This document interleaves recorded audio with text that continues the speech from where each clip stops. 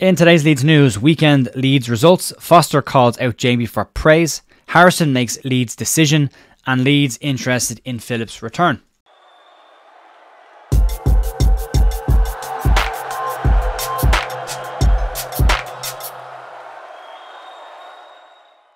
Morning folks, Jay here on the 26th of February, Monday morning at The View with your Leeds United news. Hope you've all had a lovely weekend. It's been mad, it's been crazy. There's reviews, there's everything floating around over the weekend results. 6-point gap between Leeds United and top spot Leicester. Southampton dropping points again, 3 games out of 4 where they have dropped points now as well. Ipswich hanging on third spot and keeping the pressure on Leeds in second. A bit to get through this morning, so we'll crack on. Some of it's rumour, some of it's that time of the year, isn't it? We're getting close to the end of the season. All of a sudden you're going to start getting these stories popping up, so we'll crack on, we'll get into these. We'll start off with the weekend results just to wrap up what's going on at Leeds over the course of this weekend. The Leeds United under-18s were in action and had a very nice 1-0 win at home to Sunderland. The goal in that game coming from Mason Kocher. The under-16s also played Sunderland at the weekend as well, but they had a lovely 2-1 win over them. Leeds women had a 1-0 away win to Norton and Stockton. Katie Astle with the goal in that game. The Leeds ladies sitting 6th position in the Division 1 North of the Women's League as well. They're not going to get promoted this year. Middlesbrough walking away with it at the top of the division. They had Newcastle to contend with last year, Middlesbrough this season, so looks like they're going to have another year in that division. There's a lot of restructuring needed around the Leeds women's team. There really is. So we'll keep you updated on that as and when it happens. Also, just to bring up to some speed on the under-18s. The under-18s ticket sales for the FA Youth Cup quarter-final against Liverpool are now available. The game takes place on the 29th of February in Elland Road, and it with a 7 p.m. kickoff. If you're a season ticket holder or a member, it is free for you to access that game. If you're outside of those brackets, it is £7 for adults and £4 for concessions.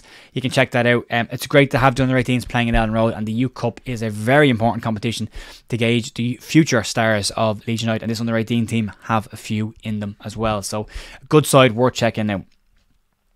Speaking of Leeds youths that are doing well, Gyabi has been performing fantastically well for Plymouth since his loan move to them this January.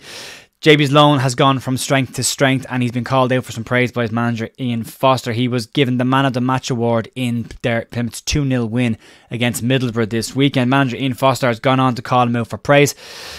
Outside of the Leeds clashes, Gyabi has been an ever-present in the Plymouth side this season since he's gone there, and have been a vital part of their rise up the table.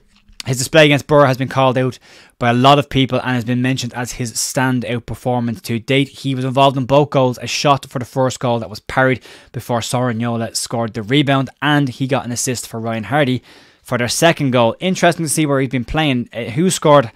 Basically have given a stat that said that Gyabi was involved in 4 key passes during the game. That's more than any other player on the park during that game. Speaking to Plymouth Live, Ian Foster said the following about the player. He's done it in a game a couple of times. I know what he's capable of from the number 10 position. He's been fantastic and a fantastic technician. He has got lots of energy. He went on to say that the players just need a break at times. Darko has obviously missed the Leeds game, so he was a little bit fresher than most. I thought his performance from that position today was outstanding. It's interesting to see where they're deploying Gyabi as a number 10, whereas previously and during most of his time at Leeds, he's been deployed as a deep line number 6 or a CDM. Moving him into number 10 position seems to have given him a whole new lease of life. Talking about his energy levels, I think when he has played for the Leeds United first team, he's been quite slow on the ball at times, maybe not involved in the game as much. And that move into a different position seems to have given the player a whole new lease of life. He's been doing really well. These loans are very important for these young players, especially the fact that it's at the same level that Leeds are competing at right now. And Middlesbrough are a decent side as well, so to go and put in a performance like that against a side like Middlesbrough is excellent for Gyabi and excellent for his development as well. So long may that continue. Moving on to the 2 main stories, there's some rumours starting to come out, and according to Team Talk, Leeds United loanee Jack Harrison has made a decision on his future.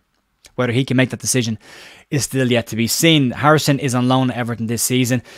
He's there for the remainder of the year, and he could stay permanently if Everton can meet Leeds United's valuation of the player. If Leeds get promoted to the Premier League, though, that decision will be taken out of Jack Harrison's hands, as his loan clauses will no longer be active. So far this season, Jack's had 4 goals and 3 assists for Everton in 26 appearances. And now, according to Team Talk, Harrison says he wants to remain permanently with Everton, and reports say that the Everton are keen to make the deal happen. However, That will depend on whether 777 Partners' takeover of Everton can be ratified to finance any form of a deal for the player. That takeover has been going on longer than they probably should have and is rumbling on. There is still the potential of a 6-point penalty deduction on top of the initial 10 points that they already got this season for financial fair play breaches, which would drop Everton back into the relegation zone. Somebody will tell me that Everton are already in the relegation zone, but they've got a game in hand. Luton have a game in hand. Currently Everton are one place above them. The report said earlier this year as well that Leeds will be very open to selling Jack Harrison along with other players, but what's interesting to this is it says that Jack Harrison is determined to avoid a return to Leeds United, and he wants to stay in the Premier League, and specifically wants to stay with Everton. These kind of comments coming out don't help players who might be returning to Leeds, even temporarily. Leeds will have the control over where Jack Harrison goes should he come back in the summer, and Leeds will be able to dictate the price that they want to get for the player. He signed a 5-year contract last season, so he's kind of in a position where if Leeds do go up, he might be in no man's land. He might want to go, but Leeds might not want to sell, or might not want to sell for a fee that Everton want to pay. Everton are looking at maybe £20 million for the player, depending on how the end of his season goes. He might be worth slightly more. Leeds might value him higher than that, and it might put Jack in a position where being determined to leave Leeds and trying to force their hand might not go down that well. There's a lot of loanees that are out there at the moment that I don't expect to return to Leeds. I think Daniel Farke has been very clear on bringing back players who have left the club and his thoughts on that as well. So very unlikely. But speaking about players that could return to the club, rumours over the weekend around a potential move for Calvin Phillips have started to bubble up, according to Caught Offside and Team Talk. You know my opinion on Team Talk, pinch of salt as usual. They're reporting that should Leeds get promoted to the Premier League, they will inquire about the possibility of re-signing former Leeds central midfielder Calvin Phillips. Phillips has struggled for game time at Manchester City since moving there under Pep Guardiola. There's been some back and forth in the press this week about the comments that Pep Guardiola made about the player being overweight and Guardiola apologising to him. That all happening while he's on loan at West Ham away from Man City, and will have to return to Man City at some point over the course of the summer. He's had a tough time at West Ham as well. His first game he gave away a goal, second game he gets a red card. He's been tough for him. Sorry, second start he gets a red card. He's been struggling at the minute for form, and Graham Souness has actually gone a step further to say that Calvin Phillips has been found out at Premier League level, which is probably a little bit of a stretch considering the lack of game time he's had in recent years and trying to find form. Again, we've seen Man City do this before where they bring in English players, sit them on the bench for a couple of years, and then these players really struggle to regain their form after not being playing for such a long period of time. According to reports that are out there over the course of the weekend, it's saying that Leeds will be open to discussing the possibility of a move for Calvin Phillips should they get promoted. And also other reports are stating that Leeds have a plan to spend heavily should they get promoted back to the Premier League in order to support Daniel Farke, and the 49ers' vision of where Leeds will be in the future will need some serious investment. Figures of 150 million have been thrown around, upwards of to 190 million, which is what Aston Villa spent in the course of 2 seasons after they got promoted to try and make sure they stayed in the Premier League and moved away from the bottom. Phillips' salary is rumoured to be around £140,000 per week, which is a very high salary for a newly promoted club. That might put some teams off as well, but his lack of minutes and his lack of form will be an interesting piece to take into consideration here. Manchester City want to recoup the same or more money than they paid Leeds for Calvin Phillips. Given those lack of minutes and given the lack of form, it's very unlikely that any club will be willing to pay that kind of money for Calvin Phillips, especially if the West Ham loan continues to go the way that it does. I don't think that will happen. I think Calvin will find some form between now and the end of the season.